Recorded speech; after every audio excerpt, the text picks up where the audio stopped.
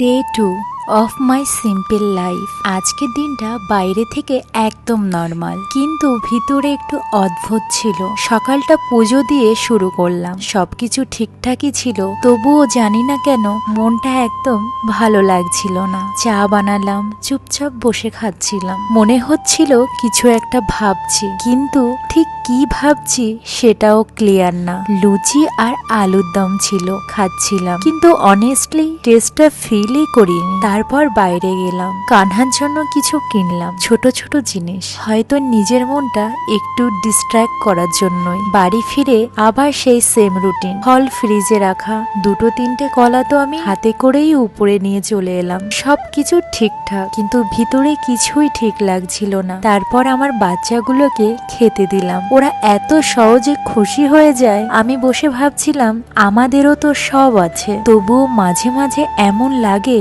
যেন কিছুই নেই। হয়তো প্রবলেমটা বাইরে না, ভিতরেই কোথাও। See you tomorrow. Radhe Radhe.